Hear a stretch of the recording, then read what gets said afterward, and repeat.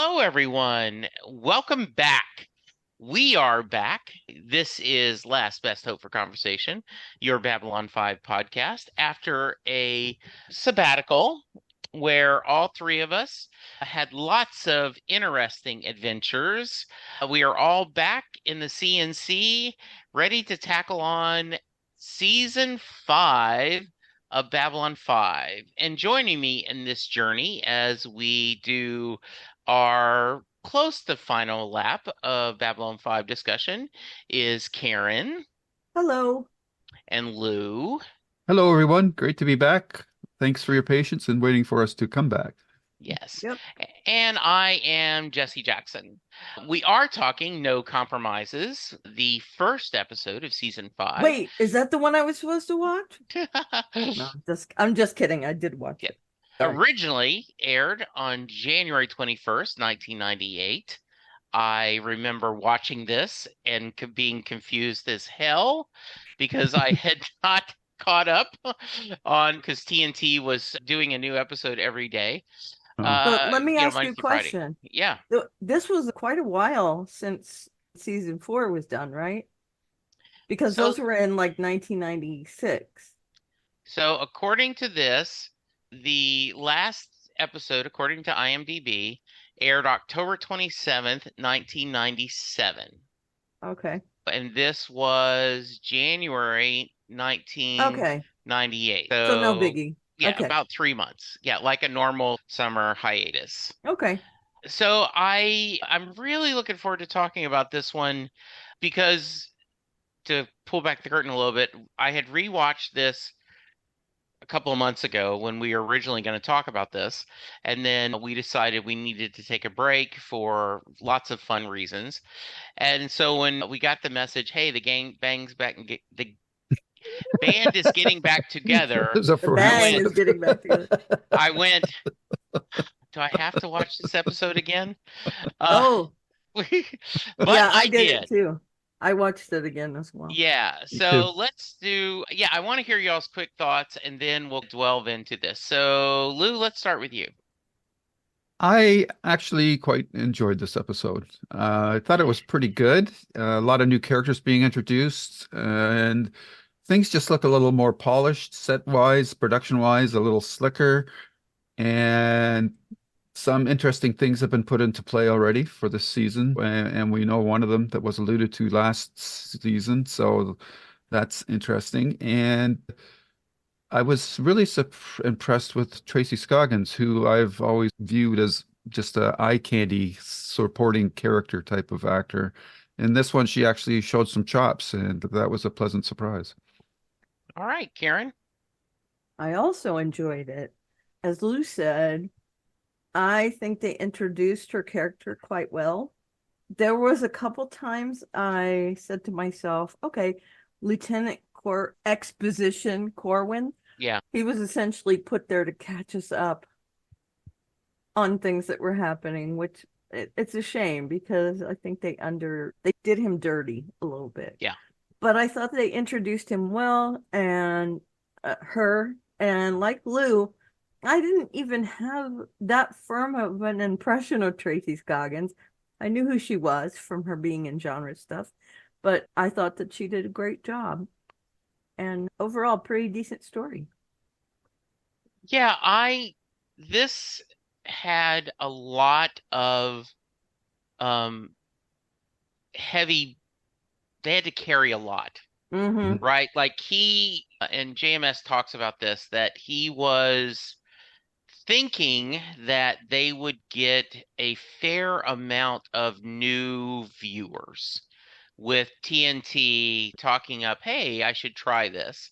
So he has to figure out, okay, how do I get people? I can't treat this as a brand new story because I am the other people who've been here 4 years, but I have to catch them up. And I have to replace what you could arguably be one of the most popular characters on the series, Ivanova. And yeah, I think she did really well. And I really liked the choice to, and we'll get right into it now. I like the choice of her being a very confident leader. Um, and I'm also a little bit amused because of personal situations that I shared with you guys. There just was a change in management in my company, Yeah. coming in a little bit cocky, a little bit confident. What I find is it's just a poorly ran station when a lot of things happen Mm-hmm. like this. And you just smile at that because I feel like from the outside, you may feel that, but the reality is we know what's going on. And I liked how she interacted with, they tried to get her to interact with much as the cast as possible. And I think she did a good job. Any further thoughts on that, Karen? Yeah, and I was talking about Corwin, but I do think that you could tell that they had written this as he's trying to tell her that nothing goes right on the station without actually telling her Yeah. nothing ever goes right on this station. Because he wants to be a good soldier, and you gotta buck up and do what's best for everyone involved. And he's telling her, I'm just warning you ahead of time that you might be in for a bit of a shock. Um, and I think that's realistic because we all know what things happen on Babylon 5. Right. You, even down to the fact that you still got Jakar and Londo on the same station, which frenemies or whatever. Yeah. There's a lot of situations that come up, and with all the different races and colors and creeds and personalities, Yeah. and I love the fact that she gets hit with this problem right away, or first couple of days on the station, and she's dealing with somebody getting murdered. It was just cool. The only thing that bugged me was there were two spots. I don't remember the second one, but where they were trying to catch us up.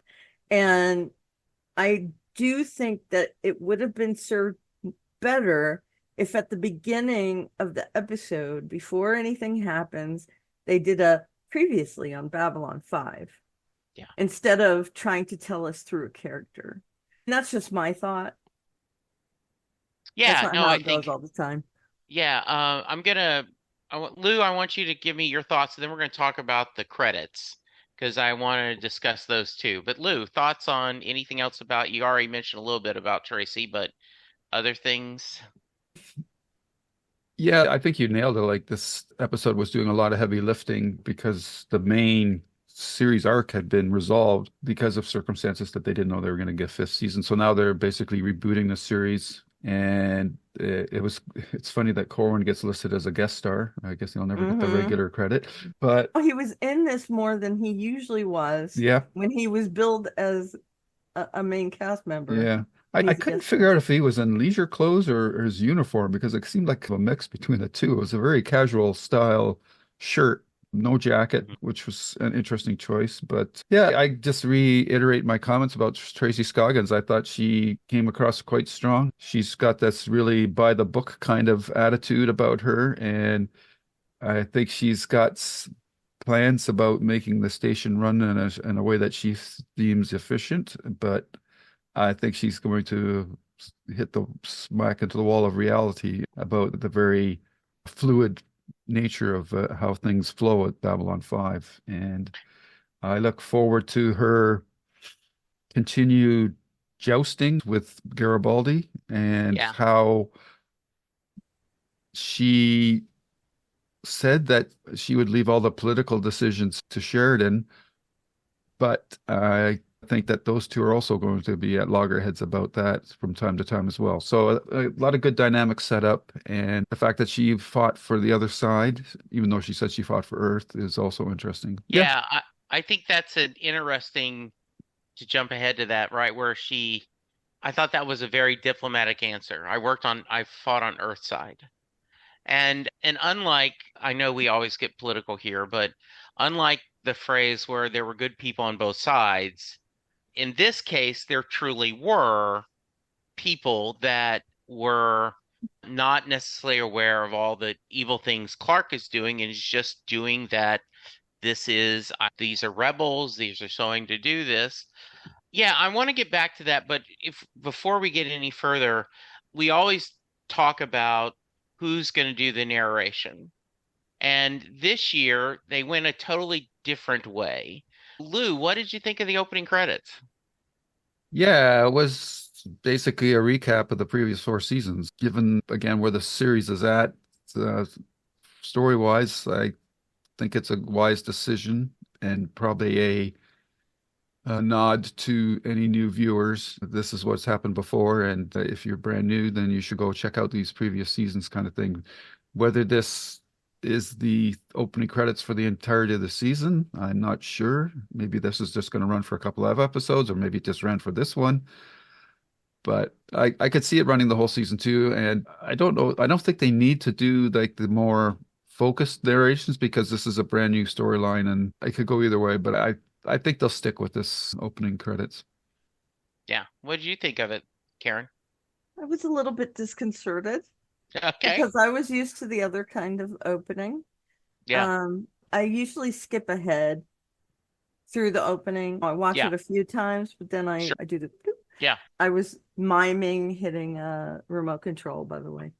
So yeah, I actually looked up and I was like, oh, this is interesting. It's different. I'm okay with it. I don't have any strong feelings about it. It just I wasn't expecting it because I did think to myself, what are we going to talk about now? Because this is totally different yeah. from the other openings. But yeah, we managed to find a way to talk about it. It's just completely different. So JMS said, this in some ways is my favorite title sequence. It took a long time to make it, and it was very difficult to assemble. Usually I can design the title sequence on paper, and the working with the editor's part doesn't take that long. Here it took a long time to painstakingly choose the images, use counterpoint dialogue, plus the high moments, and make it all flow from one year to the next. Cliff Notes version history of the show, and the music is terrific, very mature, solid sounding. And I remember when I watch it now, I smile because the choices he picked. There's a hole in your mind. Get the hell out of our galaxy. Just these high points is just really well done.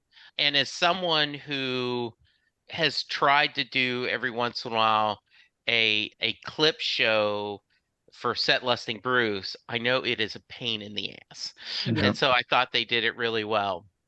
Yeah, on the Um, other end of that, yeah, just on a side note, yeah, I work with clients that are media focused, and every once in a while, I have to manage a project that is literally hundreds of clips put together. yeah. And it is an incredibly long undertaking. Sometimes it takes 2 or 3 months for Hmm. my editors to get that done. So I applaud them for that effort that they went to. Yeah. I also it was JMS's idea to tag his name on the actual station. And he said most artists sign their work, so I thought this would be a kind of cute way to show that.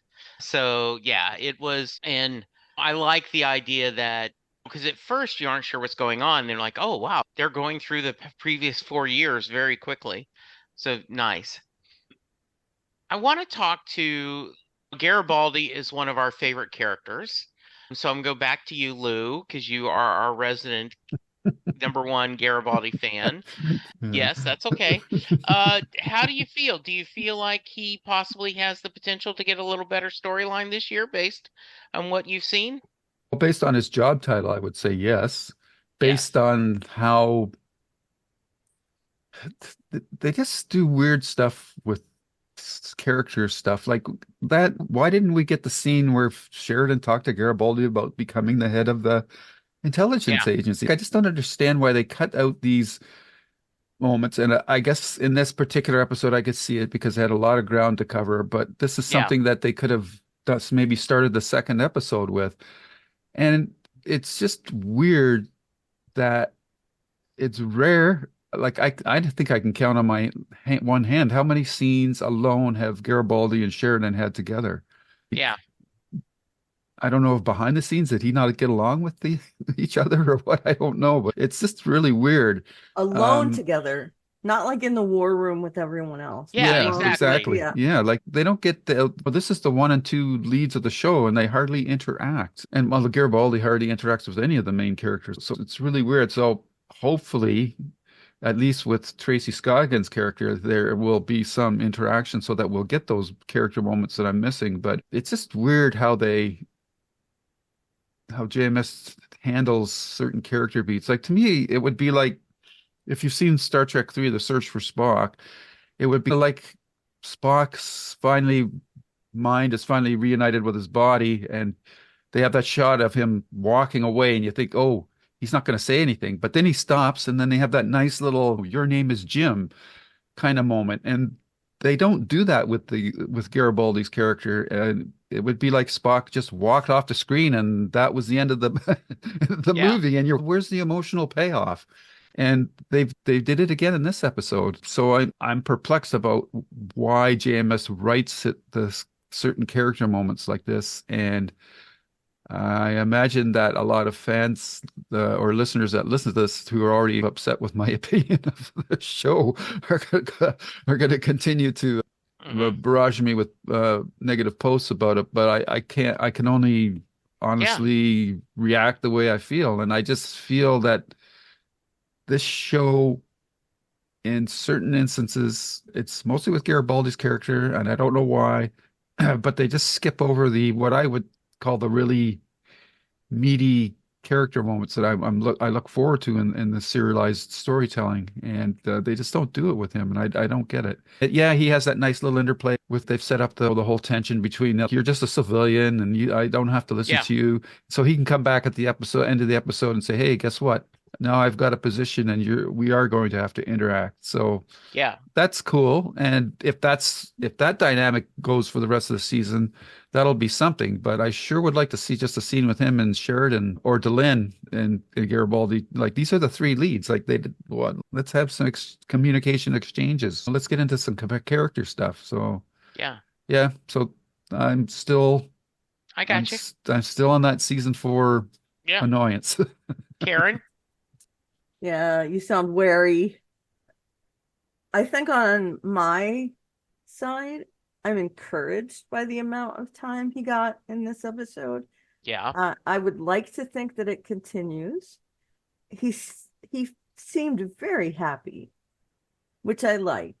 It was things were dragging him down even after he was freed from the mind control.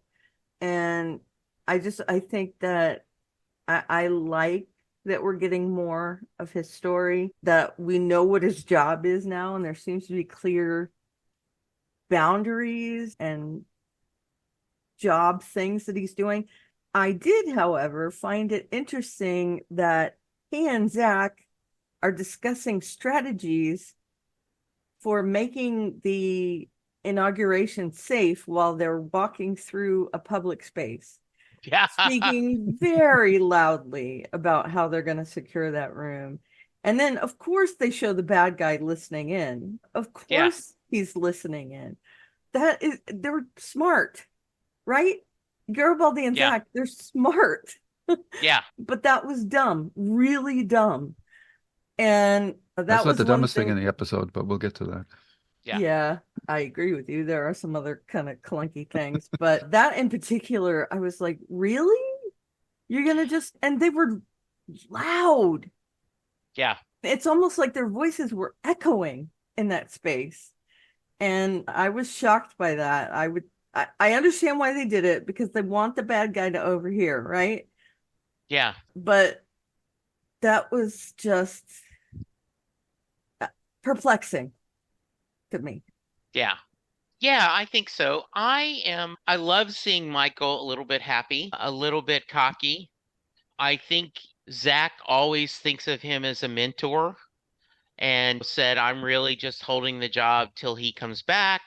And now then that he has it, I absolutely would see him, hey, Chief, I need you to come help me in an unofficial capacity. Sure. Yeah. I do feel that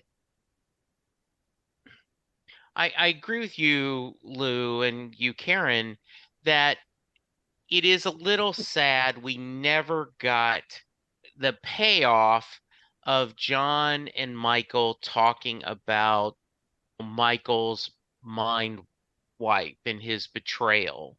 Mhm. That because obviously now everything's good and they talk about, and I think it's an interesting discussion where the Tracy Scoggins character Lockley says, "You guys are worrying about your friend instead of talking about the political implications." And so it's very clear that Michael has been forgiven and Mhm. that John trusts him, but I I don't know if they've earned that Mm-hmm. without us showing that discussion. Yeah. It Yep. and this is a show that does really good at Londo and Jakar have had many scenes together where Londo is trying to ask forgiveness and work through. Mhm. We've had Londo and Veer.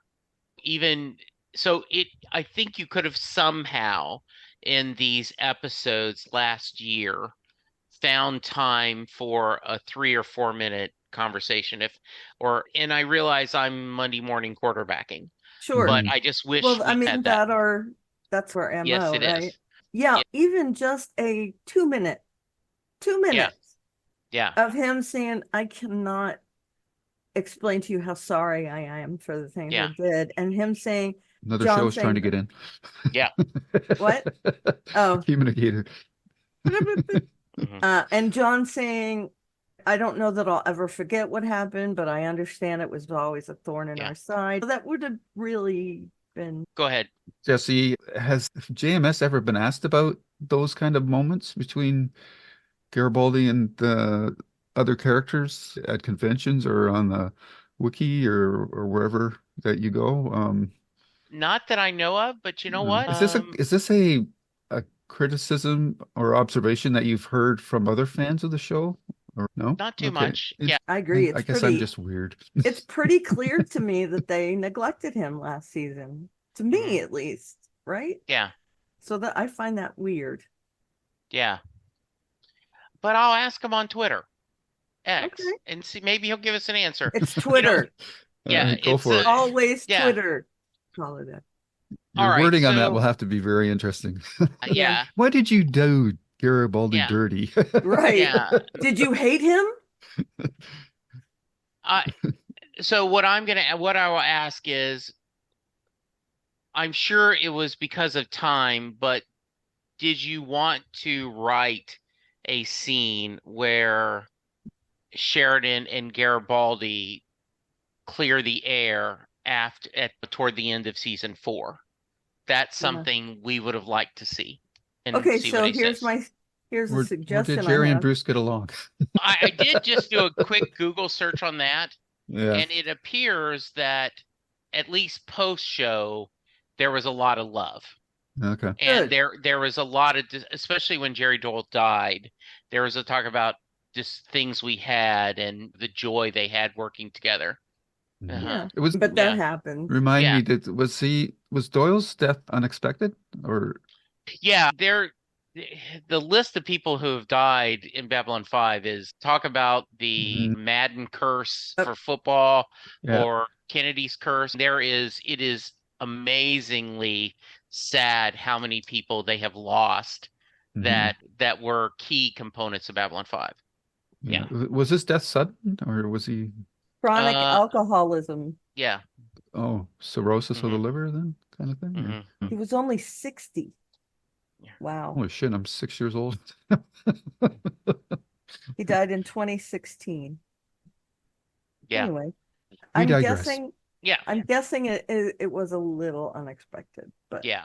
so here's a suggestion I have, and I don't know whether we can do it or not, but maybe pull out a clip that we can use, and I'll put it with a graphic, and we can attach that to the tweet so that we Okay. don't have to type big long thing. I think that would be good, and we'll talk to him. I know he answers his fans. Yeah, I think that would be a good thing to do. yeah. Okay. What's next? Telepaths? Yeah, I'm writing. I'm sure that we didn't get a Sheridan Garibaldi. Remember to cut all this out, Lou. No, this is Question. staying in, man. Yeah, question for Stravinsky. I'm sure we didn't get a Sheridan Garibaldi discussion post Bester due to time, but did you want to write that scene where they cleared the air? That's great. Yep, sounds good. We wanted to see it, and then I'll put Karen and you. I'll tag you guys. Awesome. Okay. And Yeah, let's not cut this that's so that he can that's come not and listen. yeah, that's not too negative, right? Because No, he Nope. no, yeah. not at Okay. No. I think that's Okay. an honest question without any. Yeah, because I'm sure just because if I was the answer, I'd go, I absolutely wanted to. I just did not have time moving everything else Sure. Yeah. through. Yeah. When you knew the outcome, what the outcome was going to be, but I just wanted to see the sausage being made. Okay, good. The sausage party. being Yeah, had. I wanted to see the bow put on the Yeah, Yeah, on the yeah, sausage, yeah. exactly. A bow on the sausage, the the string at casing. the end. There Right? you Mhm. go. If you want So to- Yeah. can we talk about Jakar next instead of the Yes, let's telepath? talk Would about that be Jakar. okay? Yes, I thought that was a great scene where once again, here's Which a one? Jakar and Sheridan. Sheridan saying, you've given speeches, you've done well. We need an oath of principle, declaration of principles, and an oath of office. Would you be willing to write it? And I think that's, once again, this is a payoff to at the beginning. And one of, I don't know if you remember this, but I believe it was Lou who said, I wonder if Jakar is going to end up being like a spiritual leader or something. And we, once again, that path is going this way, very clear. Yeah. Right. So, Karen, since you brought it up, tell me your thoughts on that. Yeah, I like that they dropped in the fact that he's been writing, I guess, parables, Yeah. some kind of, not a Bible per se, but some kind of guidance for people Yeah. who are looking to him for that. I loved hearing that. And I don't think it was fan service. And I don't mean us fan service, Sheridan fan service. I think Mhm. he truly admires Jakar. Yeah. And that was awesome to see that little interaction between the two of them. Jakar, Andreas Katsoulas, by the way, again, hitting it out of the park in just even a small role in this episode. And I liked both parts, him at the ceremony the 3 times and him in his quarters with Bruce. I enjoyed them talking to each other. It's almost like you can see that they enjoy working together. Like when he and Peter Yeah. are in a scene together, you can almost tell behind the scenes they were hitting it off as well. They had a bond of some kind. Yeah. And it seemed that way again with Bruce. And I really do like that they're elevating him without him asking for it. He's very humble. Yeah. Not sure that he can live up to his hype, quote unquote. Yeah. I really enjoyed that. I like seeing that he is doing his own thing too, where like he doesn't answer the door right away. Because we know seeing things when people on the show, they hit the little boop, they just come right in other episodes. And I like that John waits to get let in because that is not the status quo on Babylon 5. So I feel like it's like a subliminal nod to the respect that Jakar is getting on the station. So. Yeah. How about you, Lou? Yeah, at this point, Jakar is easily the character that's probably the easiest to love. He's been the most consistent through the whole arc of the series, and that just continues in this episode. And am I was I dreaming it, or did in his cat quarters he had 2 eyes in, but at the ceremony he only have one eye? I did not know. Remember, they gave him That the, artificial eye. yeah, and they Yeah. were going to make it look like his regular eye. Said they were going to be able to do that. Okay. Yeah, instead of But the blue eye. for some right. reason, I don't know why this image, but it seemed like he just had one eye in, but with no patch. But that Hmm. wouldn't make any sense. But Yeah, I it's don't know. No. weird. I Do must you be do you think maybe they missing. colored it brown in between? Maybe, I don't know. But yeah, he's just a great character. No. And after the assassination attempt, he says, "Do you want to be the president?" And he says, "I do." He says, "Put your hand on the book and let's go." Yep, Let's eat. Let's see. Yeah, I love that. that So was Yeah. yeah, fantastic. he's been easily the best written character, I think, in the series. And the actor, of course, just seems to relish the role as well. So yeah. Yeah, and the his death was due to cancer. And Hmm. so they told a beautiful story that toward the end of his life, they had a meal, him and Joe Stravinsky, and laughed and joked. And he said, all the secrets that you haven't told, you can now tell me, because who am I going to tell? And just Hmm. yeah, it was just very, there's a lot of places online that if you Google, fans have done video tributes to him. Hmm. And there is a speech that is amazing that's coming up this year Hmm. that it which is I don't think very spoilery because Jakar always has the best speeches Yeah. that make me cry every time I hear it. Hmm. Oh, yeah. Yeah, and I love the comedy, right? There's coffee stains on this, and no, you Yeah, can't borrow it. And yeah, and the Yeah. idea of just after all this, they keep getting interrupting, they keep interrupting, and just like at this point, do you want to be president? Yes. All right, good. You're done. Let's eat. That was perfect. I did love the idea that the Declaration of Principles, right, has the first page of every holy book. For a and this that's I'm not going to say this. But JMS is a very vocal atheist, but he is also very open with others' beliefs and feels like he should be very respectful.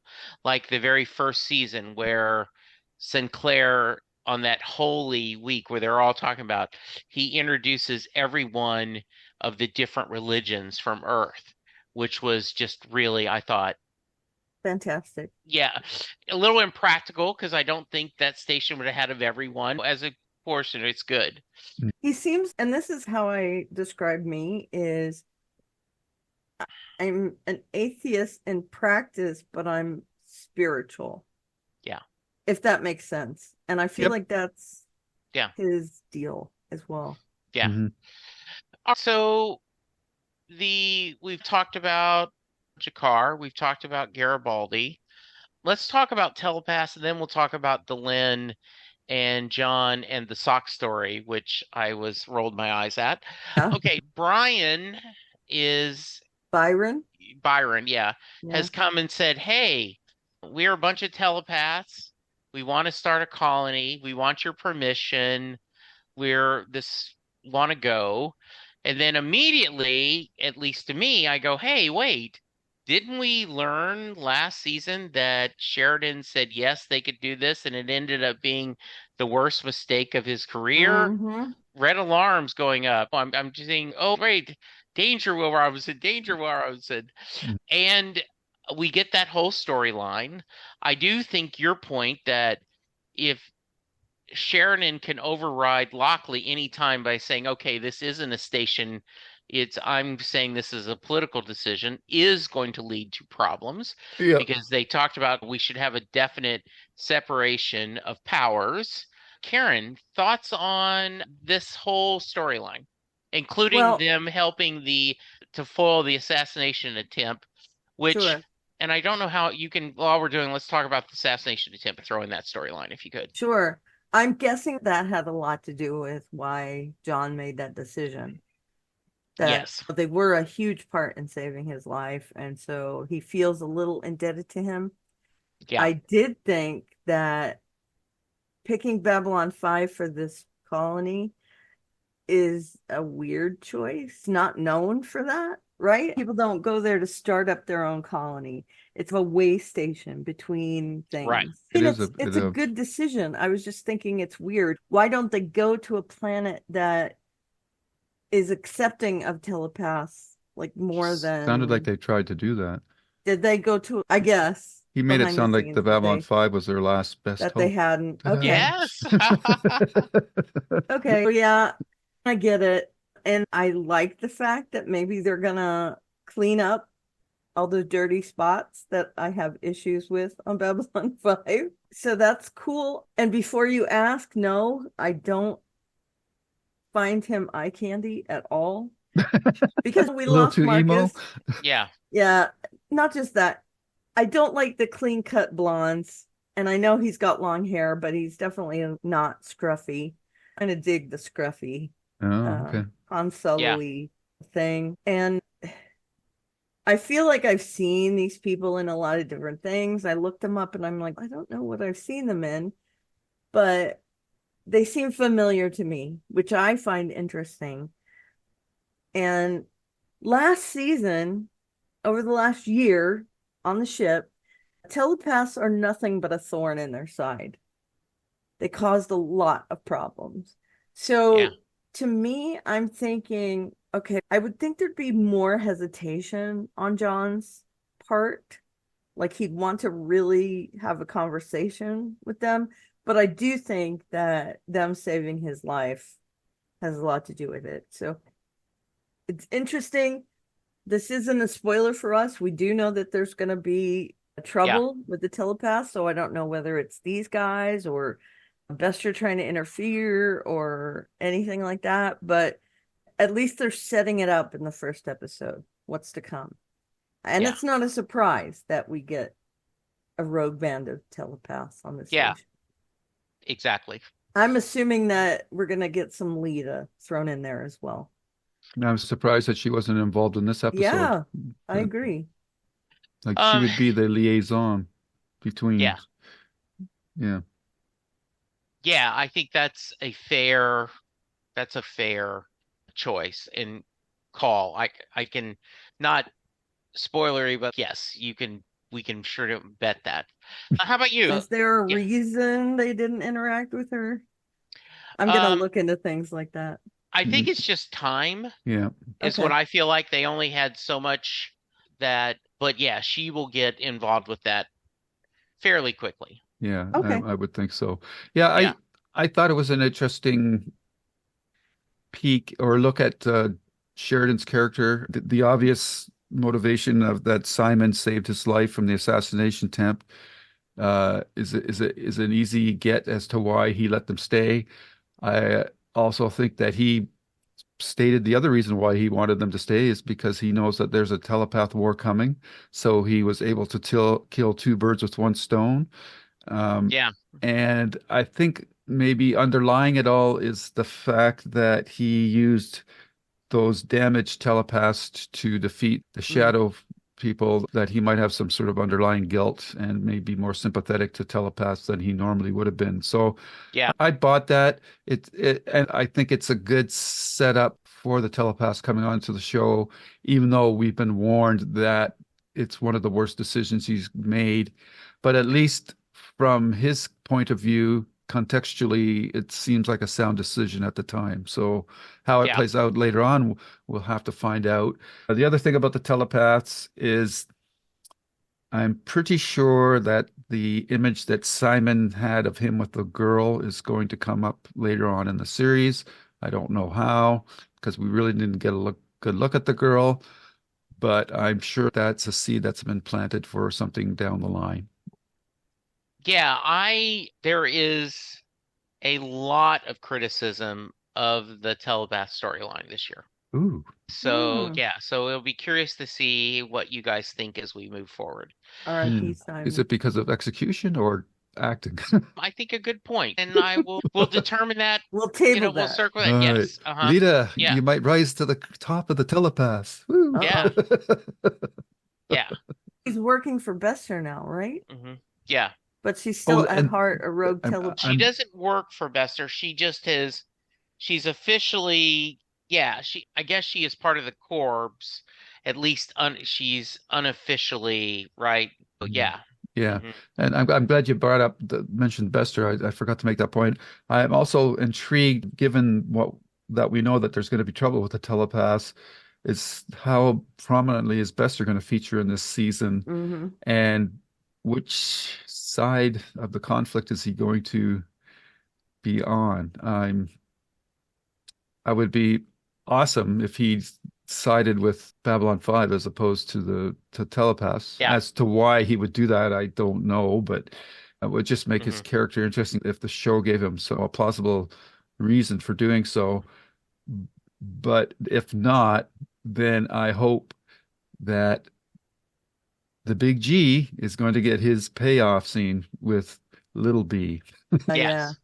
Yeah, that would definitely. be really nice. All right. Is there anything we haven't talked about? Let me look at my notes. Yeah, I wanna give a drop in here. The game ambassador who goes Yes. to see Delenn.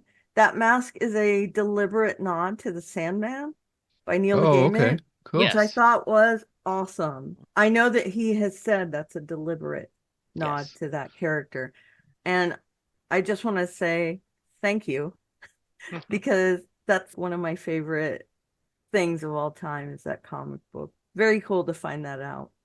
Yeah, and the actually called the game as in Neil Hmm. Gaiman. So yeah, really nice. And we haven't Um, talked about John and Lynn. yeah, so John and Lynn are they're ultimately they're going to move to Mimbar. That's where the new head of the alliance is going to be. So they're taking turns between quarters, which I is awkward.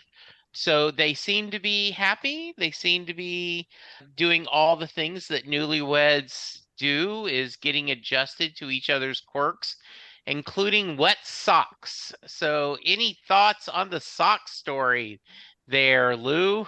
Speaking from my own relationship, Yeah. my wife would say, if I told her that story, she says, I don't give a crap about what you did before, but I'm not walking into a bathroom with socks hanging in the shower. Yep. Yeah. Like, you might as well put your underwear up there too. Seriously. I don't know why they included that bit, other than, like you said, maybe just to show the dynamics of a couple trying to get Yeah. adjusted to each other's quirks.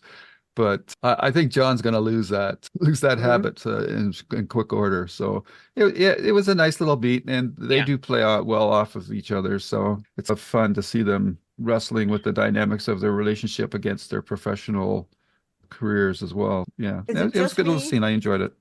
or can you not throw your socks in the dryer even if you hand wash them? Yeah, I think there's some sort of symbology about not I guess. depending But on there, anything else I except would not. yourself. Yeah. I hang up some clothes after I wash them, but they are Yeah. in the closet. We have actual Yeah, exactly. things that go in the Well, closet, maybe like on she'll the buy back of him the a door. sock dryer hanger. Yeah, maybe. Let's So hope, right? I don't do too much of that. Chris does a lot of that, but he hangs them in the front room away from everyone, just and then The front like an room's away overnight. from everyone? Yeah, because the way our house is, Okay. you It's just walk the in, back there room. is, yeah, you walk the front door, there is the formal dining room and a little where I used to record podcast. Then you walk through a little hallway, and then there's the kitchen, little dining area, and then the family room, the living Hmm. room. So that's where everyone is, and we do very little in the front of the house. So think of it as a formal dining room that's never used, and so that's where he hangs them all. Sure, Again, a house design. Yeah. that's fine. It's not in Yeah. your shower, Yeah. And I would think also that, yeah, it's one of those things where, okay, that's fine when she's not spending the night there, but, and also it seems like you could put it on a towel rack or somewhere right? else. But anyway, yes, it is silly and a little bit funny. I am glad to see they are slowly getting, they continue to be cute together as a couple. I like, do you like John with the beard, Karen? Yes, Good. I do. Yeah. We established earlier before Yeah. this recording that I dig beards. So, yeah, Yes. definitely. Hmm. I told my husband if he ever shaves off his beard, I'm going to leave him. Oh, okay. So, that's how much I like a beard on him. Yeah. According to trivia, that the actual show had a reduced budget, Hmm. according to IMDb, Wow. and they had a shorter shooting week to help cover. Yeah. Yeah. Interesting. I don't Yeah. know that I would have guessed that. Yeah, I guess just the computer graphics just improved Yeah. dramatically, and they could get Hmm. more for less money as Yeah. opposed to when they started the show. Good. Yeah. All right. Final thoughts? Okay, Frank? we haven't come to the worst moment of the episode yet. All Oh, right. Please okay. share. There's a minor one and then there's a big one. The minor one is Okay. that they hold the presidential ceremony in one of the most vulnerable spots on the station. Like, why didn't they do it Yeah. in the promenade area? Okay. And the other one is this assassin is a certified star pilot, but he doesn't notice that another ship is sneaking up behind him. Right. Like, seriously? I Yeah. just thought that was like his proximity alert. This sensor should have gone off or something like that. So I thought that was pretty hokey. Yeah, that was every episode gets a hand wave, and that was a big hand wave moment for me. But I thought, nah, but yeah, that's how they did it, and it just was, yeah, it just took me out of the moment totally. It Yeah. plays into Garibaldi's sneaky, maneuverable character, but you can't just skip around technology just for the sake of a character moment like that. You have to come up with Yeah. something a little more clever. Yeah. Okay. That's it. Agreed. That's my piece. All right. No, I Any agree. thoughts? And we didn't talk about Franklin. Yes. I am coming around to him very Oh, much. I've always liked the actor. yeah. I feel like they didn't give him enough opportunity in earlier seasons.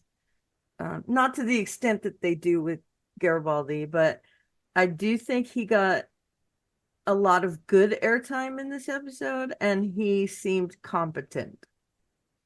Whereas in the past, there have been Yeah. issues with his professionalism and Season's young. also, The season's yeah, young. there you go. But yeah, I enjoyed his interactions in this Yeah. episode. That is one of the if you go to Lurker's Guide, there was how was the assassin so able to steal a Starfire? What we do. So yeah, I think that's a fair hand wave. So we'll see how it goes. I did like the whole Ranger. We live for the one, we die for the one, which is one of their mantras. So I'm glad you guys enjoyed the start of the season. Sounds like you guys liked it a little bit more than me. Maybe So because you know what's to come and we don't. yeah, maybe. All right. So yeah, I went through really quickly IMDb just looking to see the synopsises, and I went, oh yeah, that's a good one. Oh yeah, that's a good one. So there are more good ones than I remembered, but many Excellent. people will often say 5 is the least popular season, though I think other people would say 1 is because it's all set up. So we'll see. All right, ratings. Karen.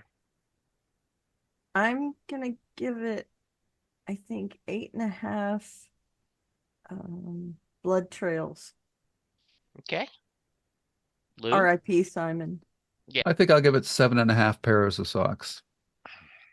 Blech. All right, I'm gonna Wait do a minute. Is yes. that a 15? Because there's 2 socks, right? Yeah. Yes, but it's There one you go. pair. Okay, Yeah. the whole pair together. Yes.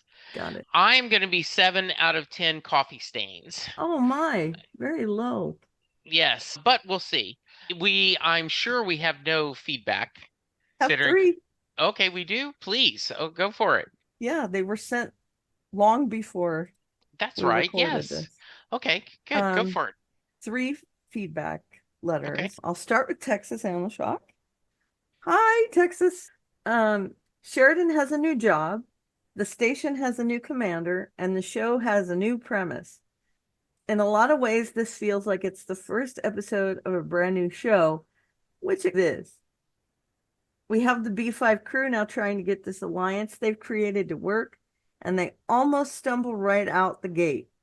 A Clark regime hardliner who has nowhere to go, I guess he couldn't get to space Argentina, decides he's going out in style by assassinating the very first president of the Interstellar Alliance on his very first day in office.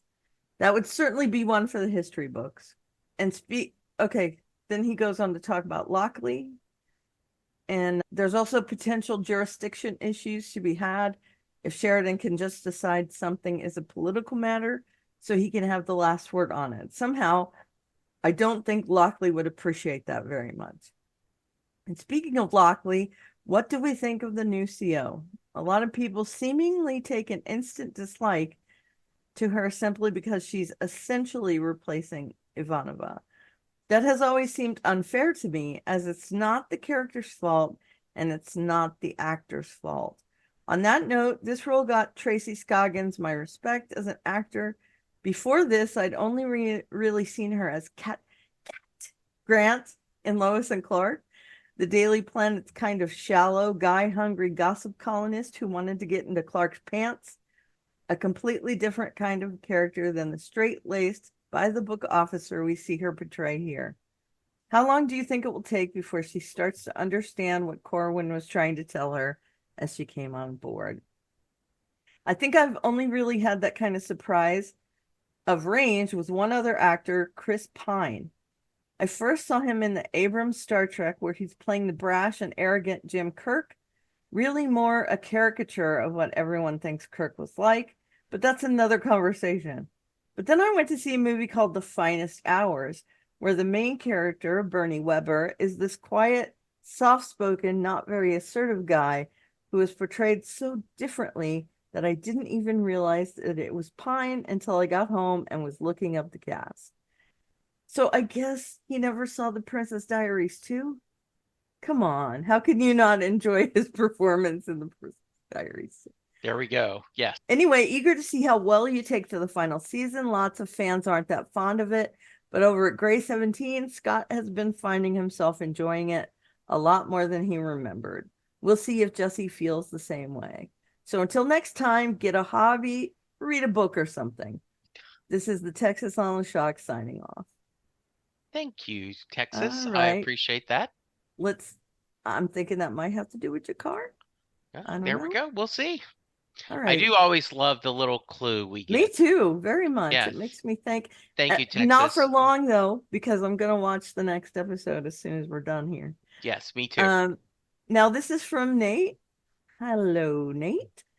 Hey guys, welcome to the epilogue season of the show. In my country, the TV station didn't buy season 5, but decided to buy Lex, a bizarre choice, which is why I've only seen it in the early 2000s when one of my friend's relatives got an internet plan with unlimited traffic during the nights and torrented the DVDs. Torrented? What's that? Who would do anything like that? Oh my, yes. We do it all the time. Yeah. Side note.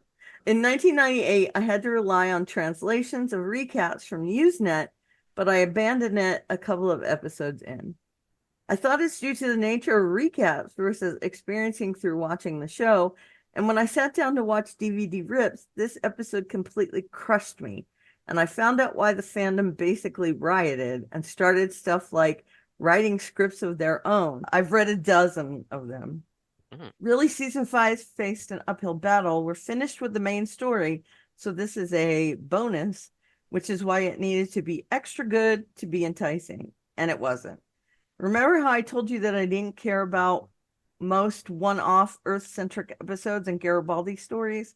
This one is an Earth-centric episode and basically a retread of Survivors with less Garibaldi, which makes it better. Better, not good. Oh, and also JMS usually sucks at short form and beginnings, an opposite of most TV writers who tend to do well-crafted, enticing episode-long stories and characters you care for, but suck at long-form developments and resolutions. Hey, J. Abrams. And this is a new beginning. But I was glad to see Tracy Scoggins, whose character Cat Grant was sadly booted in a reshuffle after the first season of Lois and Clark: New Adventures of Superman. Glad, but she didn't work to make me feel good either.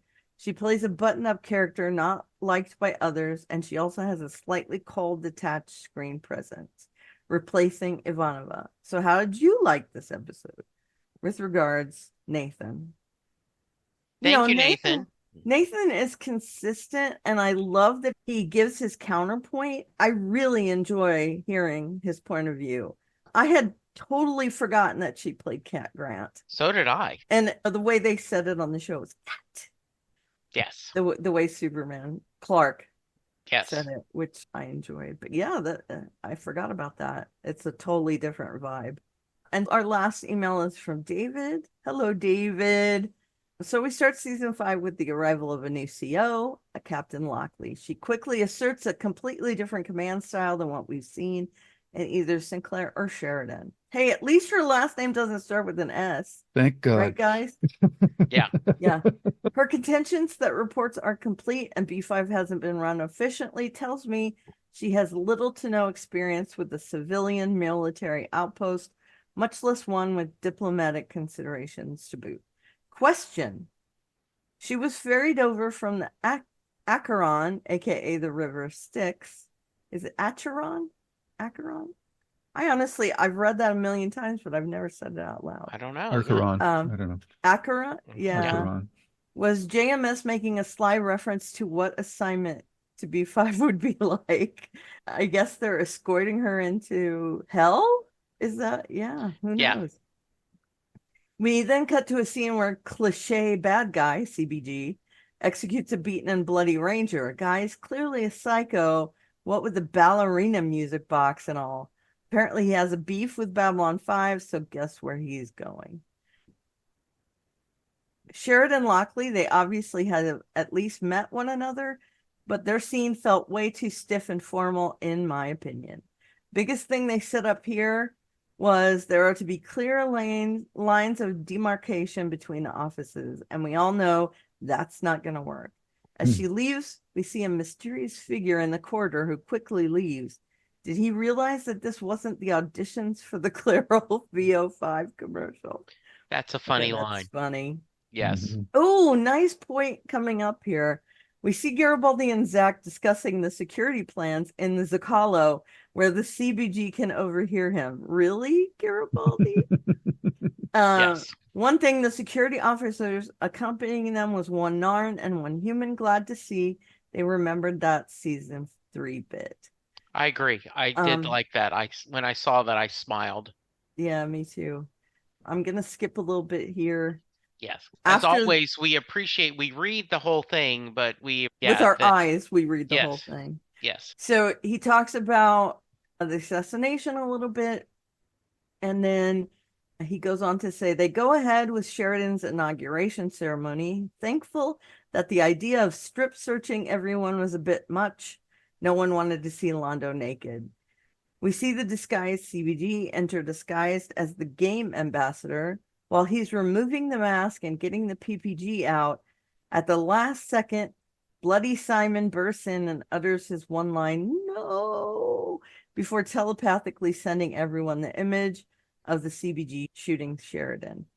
Drats, if it hadn't been for that darn kid, his plan would have worked. Yes.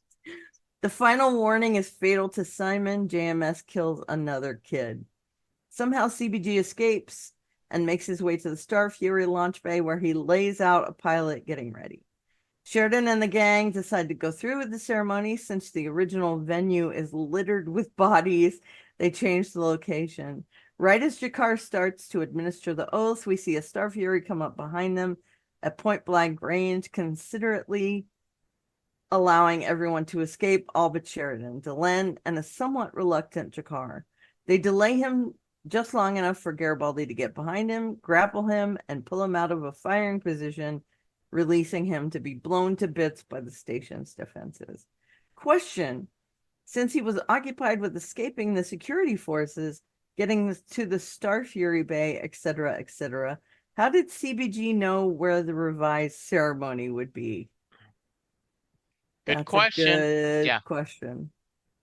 The episode ends with Sheridan and Lockley disagreeing over the Teeps being a part of Brown Sector. Sheridan pulls rank on her and overrides her decision, rationalizing that it might be a good thing to have a bunch of Teeps available just in case. Ruh-roh. We know that's a mistake from a couple of weeks ago. Join us next week where we see Londo's version of It's a Wonderful Life. Ooh. Ooh, nice. That's cool. Yeah. Great emails, you guys. Absolutely. Thank you. And we will be back. Hopefully, we are making plans to not have any gaps for a while.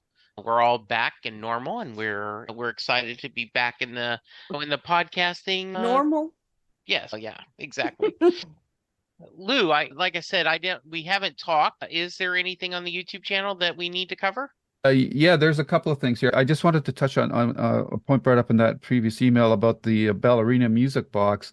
I'm wondering if that was a something that ended up on the cutting room floor, but I'm assuming it was a something that related to maybe his wife or a daughter or something Yeah. like that.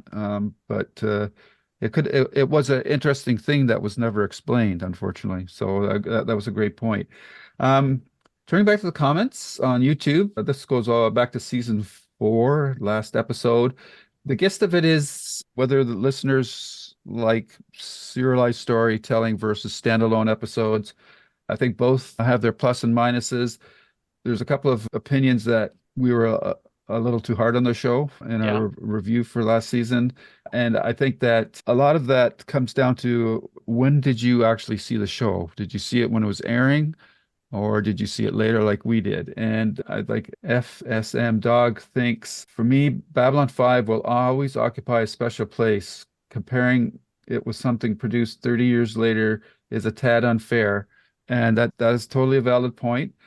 But what you're highlighting to me is you're talking about your emotional attachment to the show. And because we're removed from it, we're talking about our more, in quotes, objective perception of the show. Because I realize that, as you say in your post, that people have, or other shows have come on after Babylon 5 and done serialized storytelling better. Babylon 5 might have been one of the first to do it. And it's like they say, your first love is always a special one. And I totally respect that viewpoint. Unfortunately, I'm not there with you. I didn't see it when that came out, so I can't create that bond that you have, and I can only judge it on where I am now. And so we're always going to be in different spots in our viewpoints on the show. But I think even you would have to say that, because you say it in your post, FMS Dog, that other shows have come and done it better, that's the aspect that we're concentrating on just because of where we are in time when we watch the show. But I really appreciate all the comments, and yeah, great comments from everybody. And thank you very much. And I hope you stick with us into the 5th season, even if you don't agree with our opinions. Yeah, I have talked about that. Babylon 5 came to me when I was working at a company, RealPage, and we were implementing SAP, and it was a horrible implementation. It just everything was going wrong. And it just the work day sucked. And so my bright spot was going home, taking the VHS tape, rewinding it, and watching the TNT broadcast of the episode, right? It was the high part of my day. So I've had really just a lot of joy. And I also can remember that I always said I'd love a science fiction show that is like Hill Street Blues. Like I had never thought of that. Like someone should take that format of Hill Street Blues, that chaotic, a lot of big cast members, a continued storyline, and put it in a science fiction universe. And Babylon 5 felt like that to me for the first time. Similar, we talked about this last time that and we will do this sometime this fall or in the winter, is we're going to watch Stagecoach because Lou has never seen it, and it's a John Ford. It's the first movie that made John Wayne a star, and that if you look at it now, you go, "Wow, that's just a bunch of cliches." But at the time, it was fairly new and very serious. It was an interesting story time. So yeah, I totally agree. And the only thing we can do is you often talk about that at music. If you look at early Beatles stuff, you go, it wasn't mind breaking, but there was something about it in that moment. So there we go. Yep. Yep. Great. Absolutely. Will stuff. All right. Lou, if someone wants to give us feedback, how can They can go to YouTube to Lou's Reviews, where you'll find the Babylon 5 podcasts and comment there. Or I hope Jesse will give you the email as to where you can do that. I will? Beyond that, on YouTube, you can find our other sister podcast that we do is the JKL Jesse, Karen, Lou Media podcast, where we do a short run reviews of short run shows or limited series. We've done a bunch of them now, also music and comic books. So check it out. We've done stuff like Devs, Midnight Mass, Station 11. We just recently did the Stevie Van Zandt documentary, which was excellent and something I never would have watched unless Jesse had brought it up. So that's great. And I'm hoping to return the favor when we get around to watching Bly Manor from Yeah, Netflix with Jesse, and probably starting in September, October. yeah. We'll get around to that. And other podcasts there, I got the Stephen King podcast. And you can find me at Twitter at Lou W. Sitzma, Sytsma. All right, Karen. Our email is jklb5podcast@gmail.com. Thank you. Just to get that off of Jesse's shoulders. But you can find me at Aliveria on the various social medias. I'm all probably overexposed on the social medias. But yeah, you can find me there. My blog is allystuff.com. Landing page has a bunch of links you might be interested in. All right. I am at Jesse Jackson DFW on Twitter, aka X. And I am going to do a plug, two plugs. Perfectly Good podcast. John Hyatt from A to Z hits its 100th episode You're a machine, this Jesse. week. We're recording this on Sunday, August 18th. And so this should be out. Normally we get it out within a week, but this week it is the 100th episode of Perfectly Good Podcast. And the reason I'm doing it is I convinced Linda, my lovely bride, to join us and to talk a few minutes because she is the one who introduced me to John Hyatt. I had to twist her arm. She really did not want to do this. Please listen and send email to setlustingbruce@gmail.com or on Twitter how much you enjoyed hearing Linda so I can let her know. The other Set Lusting Bruce is I have an episode that came out last week that I'm really proud of. A lady wrote a book called I Can't Remember If I Cried, Rock Widows on Life, Love, and Legacy. Among the widows she discussed was Judy Van Zandt, who was married to Ronnie Van Zandt of Leonard Skinner, Sandy Chapin, Harry Chapin's widow, Crystal Zavon, ex-wife of Warren Zevon, and among many other widows to talk about how their loss of their spouse or ex-spouse and how you deal with that grief and how fans' griefs can interact with that. And one of them told the story that a fan went to the resting place of the musician and scattered their family members' ashes over that grave, which was disheartening for them because it is their husband's grave. And it's a really interesting interview, and I'm looking forward to reading the book. All right. Sorry, this is a little bit of a longer one, but we were playing catch up. Thank you guys for listening. Please give us feedback. Please let us know if there's something you want us to discuss in addition to Babylon 5. The current thing is we're going to end up 5. We're going to do a couple of the movies, and I think then we will move on to something new. I don't think we're going to cover Crusade, but we'll still debate that. Partly because Crusade did not have a good ending. It just did the one season.